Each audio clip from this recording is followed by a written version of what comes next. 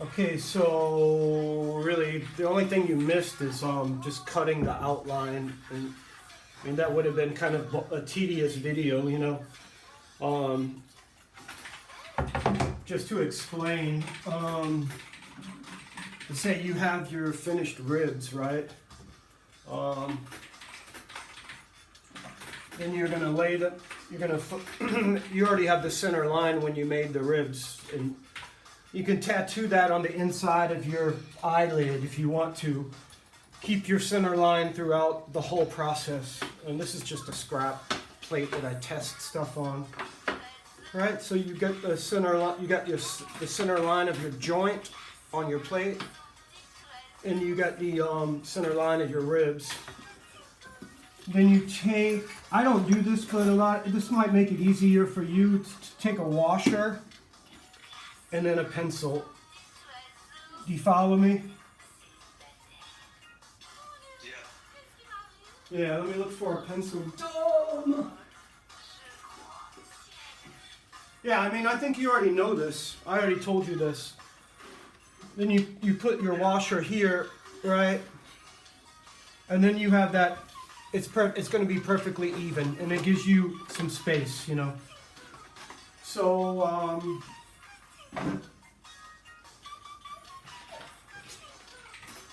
yeah, so then you cut out that outline with the coping saw, you know.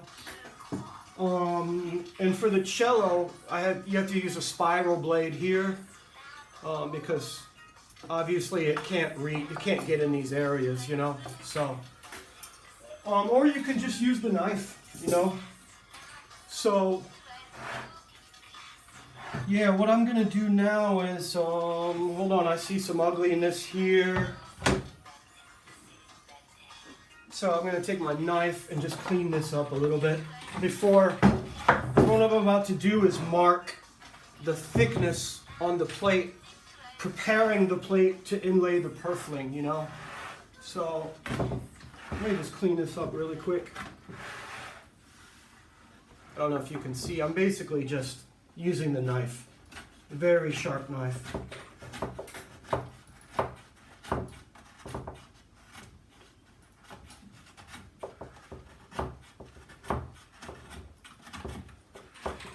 So the grain will change. You're going this way, and on the corner, you know, the grain is always changing all the time. So here.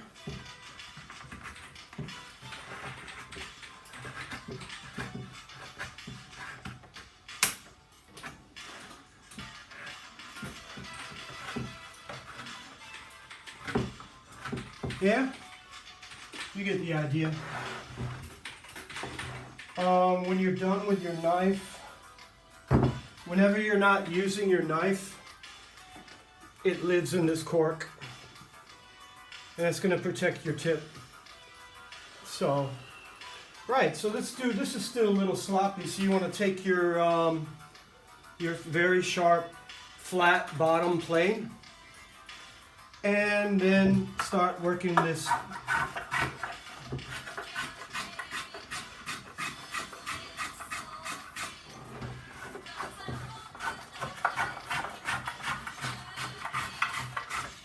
You know, getting a nice clean line. I'm still far away. I'm really far away from my pencil line, and you want to keep it that way for now, right?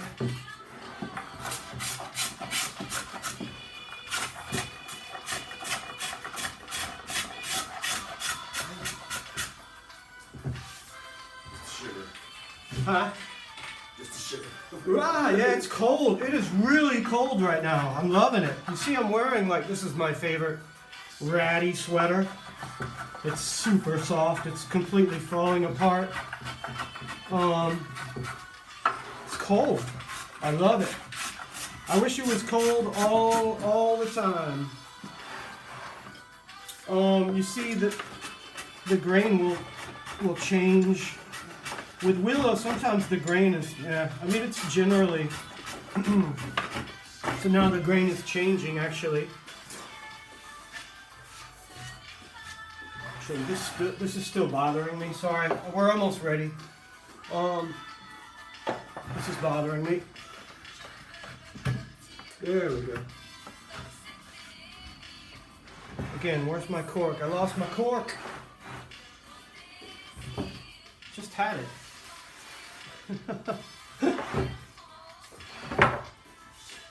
Alright, so the reason it's on this flat board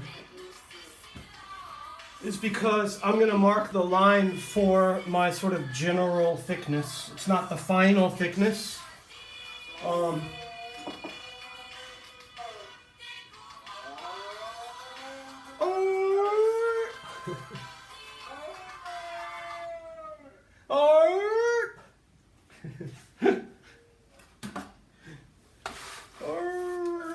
I turn off the music.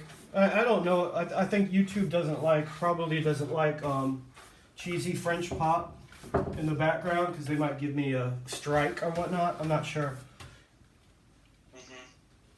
But it's slowed down anyway. I mean, I listen to everything slow. We're about to buy a turntable so we can hear terrible music. Spanish and all I have really bad records. All right, so now you're gonna put it on a flat surface, and you're gonna get your calipers. Sorry, I'm not prepared for this. You get your calipers, right? And then so for now, this is just rough thickness, right? This is not our final thickness. We're just trying to get this ready, get this prepared for purfling. So I'm going to mark out something around 6. Yeah, something like 6. And this is cool. This is, you take a pencil. Yeah? You take a 1. What's the measurements for viola and for violin? You want to end up at around when you're doing your purfling. You have all the specs, dude. It should be 4. This is not. You're just trying. I'll show. You're gonna understand in a minute. So you take your 1 zloty coin. I prefer the zloty, and you put your pencil on top of it because. So then you just make a line. And check it.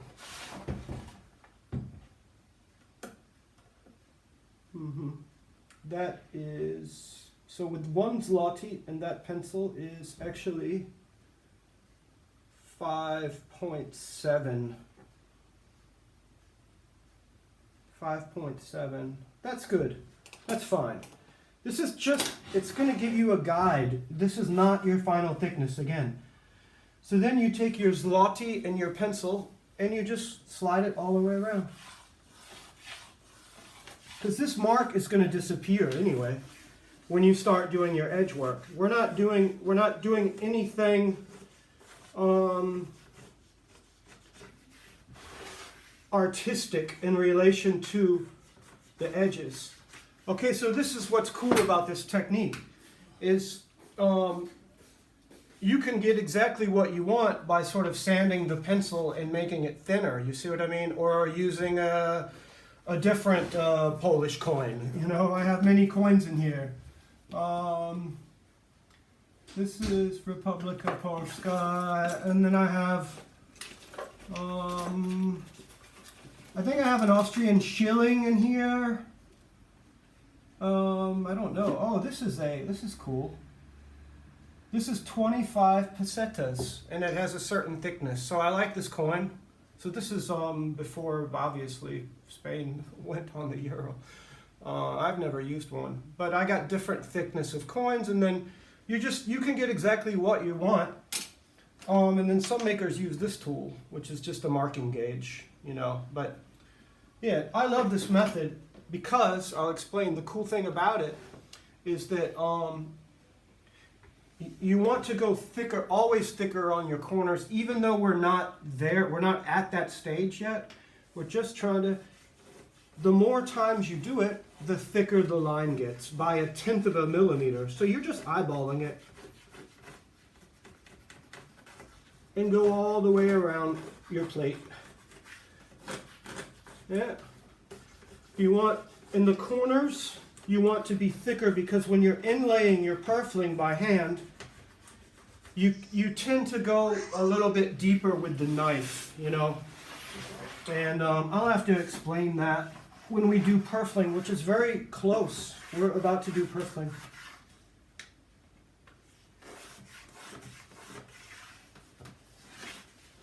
Yeah, so you go all the way around your plate. It's just to give you a reference point for your eyeball. This is not the final thickness. Again, I've said that a million times, but just so you understand, you know, kind of why you're doing this. Yeah. Go all the way around your plate.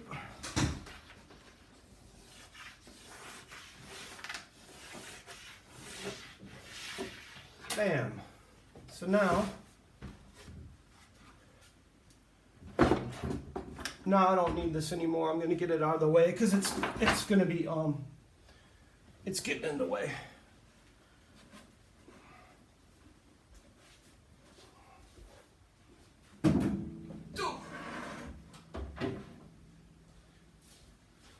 Okay. Now you put your non-slip 80s colored cloth that we use to spray the diffusers, the acoustic treatment diffusers. Yeah, so now you got now you got a line and you got a reference, right? Oh, another tip. You notice how this is completely flat? That's because I could cut it out this way. It's not going to be vacuum, you know. If you want to, you know, finish your arch, you can. You just put two things on two pieces of wood here and under here. And, yeah. But I like doing that because I want to preserve the highest amount of arch. Even though it's not going to be this high, I'm doing this last. So, you have your pencil line. Now you just take your same tool, your flat plane, and you start. So that's not biting enough.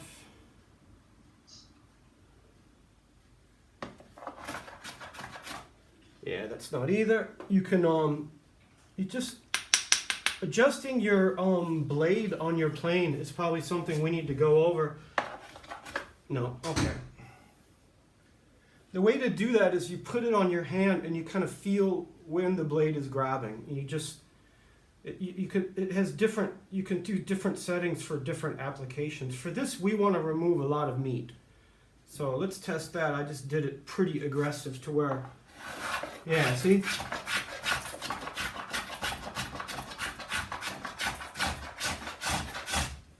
Now I'm keeping my eye on the line and going all the way around.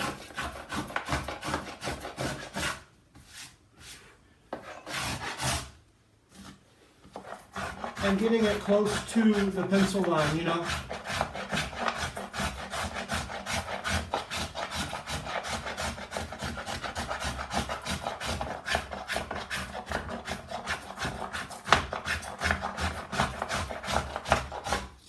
Right?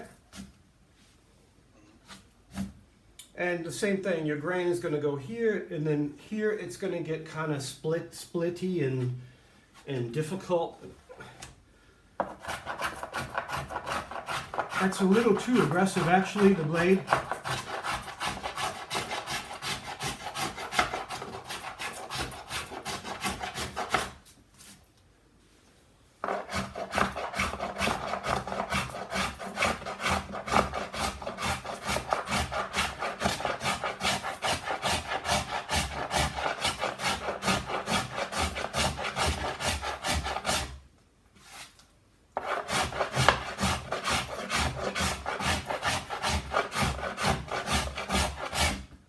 Yeah, so you're going all the way around. Now here, I'm going to actually have to use the gouge in the center because, again, I've kept this high.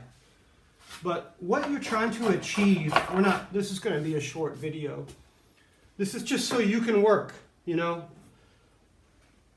What you're trying to achieve is a flat area all the way around the edge of the plate that is exactly what you want, the thickness that you want, ready for purfling, you know. So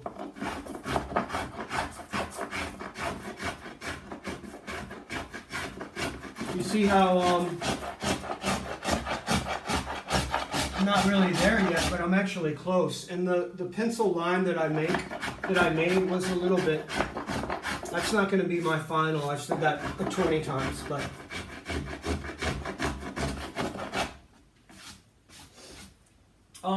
So you can do that with your plane, and then one trick that I do is I take the flat side of the rasp and do this. When I've got it to where I want it to be,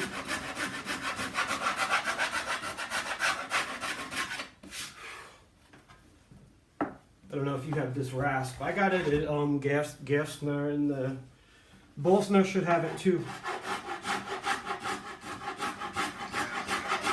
You see what I mean? Then it doesn't matter how high you are here. You still have all this to work with.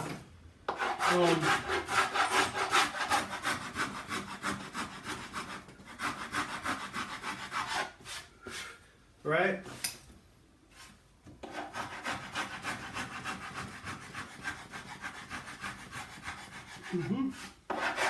That's what you're doing. That's what you want.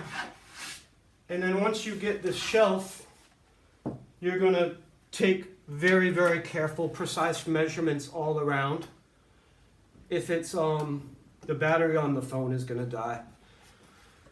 This is just I'm not going to go through and do the whole plate, and we're not going to have jokes and philosophical conversations in this video. Again, these videos are just to teach you, you know, and some people in the internet, hopefully, in TV land. So yeah, once you have this shelf, then you can go around with your calipers and you can get really OCD if you want, you know, and make sure that it, you know, mark the numbers, and make sure that you have 4 or whichever, you know, wherever you're going. I think with violin, yeah, I would say you could take it, to be safe, you could take it 5 all around, because then you're going to come in with your gouge after the purfling is inlaid. You're going to come in and make that scoop, you know. So that's basically what you're doing today. Like say when we hang up, you're going to sharpen your flat bottom plane, number 1, and get it, you know, perfect. And then you make this flat ridge all the way around, yeah. And then only then do you begin doing your edge work, which means actually shaping these corners, you know. And there are a few. That's a different video, obviously. So first we have to get this flat. There are a few ways to do it. The knife is probably the fastest, you know. Because remember what I said before. The first weapon is the assault rifle. The last weapon is the knife. Yeah, so I'm just explaining quickly because I need more coffee. So that's what you're doing today. You're going to make that, you're going to cut, first get your outline cut with the center. Don't forget the center. Always keep that center line. Tattoo it somewhere. I suggest the inside of your eyelid. That works, because that way you're always seeing it, you know.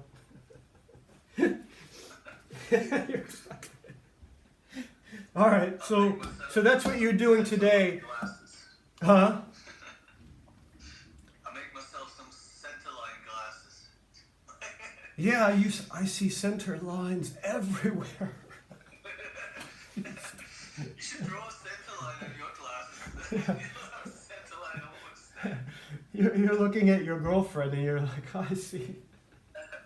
You're my center line. You're bisymmetrical. Yeah. Well, if you look at the human body, we are bisymmetrical. We have two, Yes, some are a bit fucked up. Yeah. Yeah. Okay, so that's your job today. We're gonna get more and actually doing the edge work, getting that ready for purfling. That's another thing altogether. That is very artistic, and that's something you do very slow and beautifully. So that's it for today. Yeah, get to work.